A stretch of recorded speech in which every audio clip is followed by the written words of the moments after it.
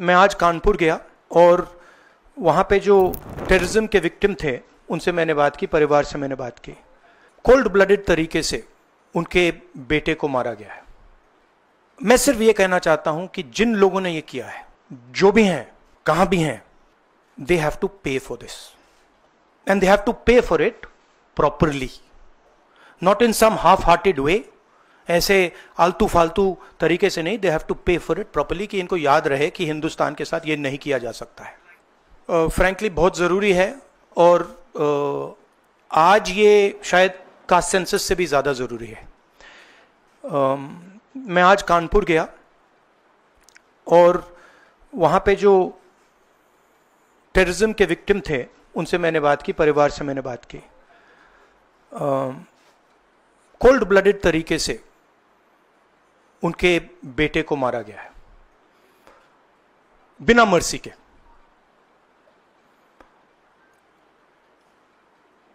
और 28 लोगों को ऐसे मारा गया है, बहुत सारे लोग घायल हुए हैं।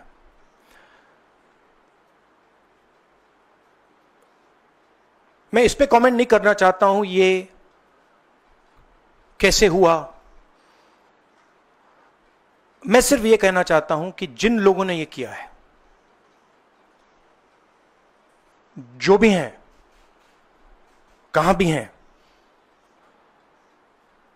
they have to pay for this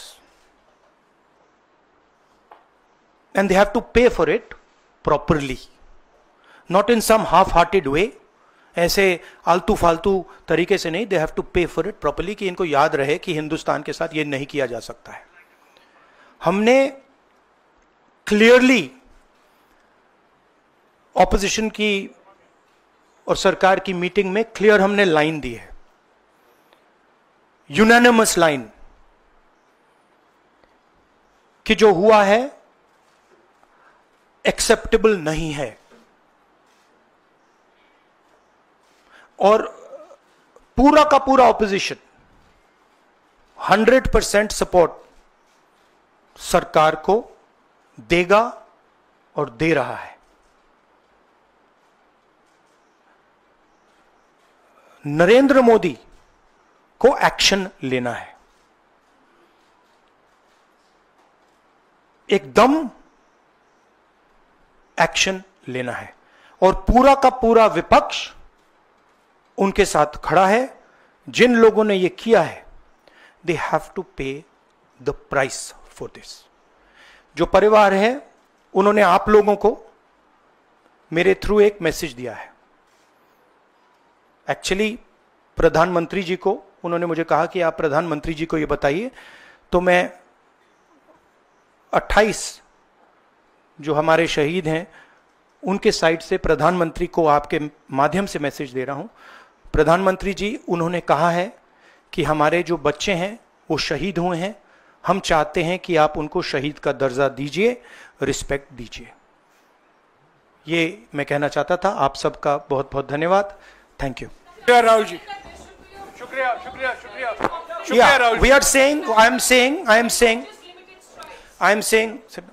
I am saying that 28 people have been killed in cold blood.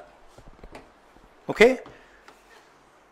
It is pretty clear who is responsible for this.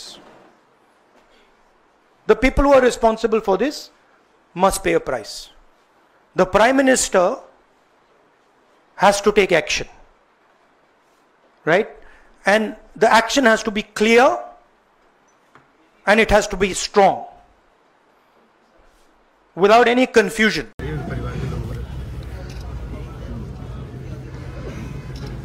बहू बगल में थी, उसके शरीर पूरा लाल हो गया था, उसका पूरा सर इसके ऊपर आधा सिर।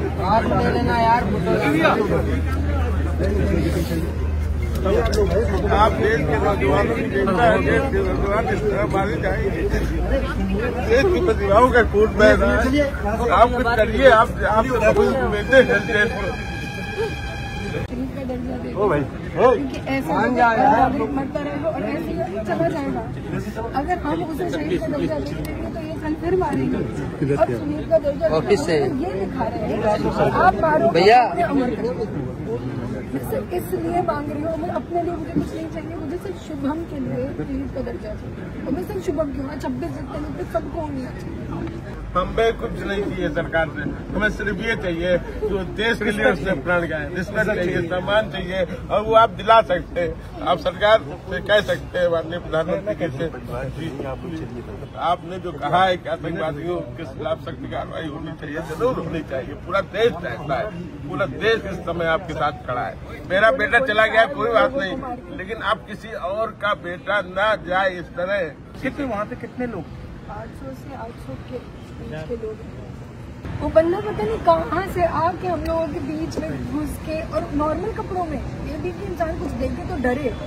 नॉर्मल कपड़ों में आके उसने सीधे हिंदू है, मुसलमान है, यही पूरा जो चल रहा है सब जगह, यही किया उसने। 5 सेकंड पहली गोली उसको अगर नहीं पड़ी होती, पहली गोली मारी है उसको, पहली गोली शुभम को मारी है, जो आतंकवादियों ने पहली गोली सुबह। और ये कितना टाइम चला ये पूरा? 45 से 50 मिनट आराम से। उन्होंने इत्मीनान से पूछ के कपल्स को ये टारगेट किया था कि उसकी पत्नी के सामने उसके पति की हत्या करे और उसको दिखाए, और हिंदुस्तान की गवर्नमेंट को चैलेंज करा है। बताओ हमने क्या किया, और जा करके महिलाओं को बोलते थे कि जाके अपनी गवर्नमेंट को बताओ मैं तेरे पति को मार रहा हूँ। सर जब गोली चलती ले रहे हैं ना पूछने में कि हिंदू मुसलमान, उसमें भी तो कई लोग भाग रहे, ऐसे फायर नहीं कर रहे हैं, ये मकसद से आए हैं, पूछ के मार रहे हैं। अगर ये पूछ के नहीं मार रहे हो तो वहाँ 100 से 200 लोग मरे। लेडीज भी की डेथ होती है, मैं भी नहीं होती, मेरे घर वाले जो गए थे ऊपर से, वहाँ जितने लोग पूछ के मारे, उनकी टारगेट था। आपका पूरा परिवार यहाँ है, आप स्पीकर फोन पे हैं? मेरा पूरा परिवार सब आदरणीय राहुल जी के साथ है, और बहुत विभत्स घटना हुई है। ये जो मेरी बहू है, जो मेरे बेटे की बहू है, जो उसके साथ थी, वो बता रही है आपको घटना। जरा आप प्लीज सुनिए, बताइए। मैम, वहाँ पे 79 सिटीजन्स मारे गए हैं और बहुत गंदी तरीके से मारे गए हैं, और आप जो हम लोगों के ऊपर बैठे हुए वो जो सरकार को, इस देश को देख रहे हो, उनको इन 79 मारे गए लोगों को शहीद का पद देना है, शहीद का दर्जा देना है। बस मैं यही उम्मीद, इसी उम्मीद से बात कर रही हूँ, इसी उम्मीद से बस खड़ी हूँ मैं, यही ताकत मुझे खड़ा करके रखी है। सही बात है।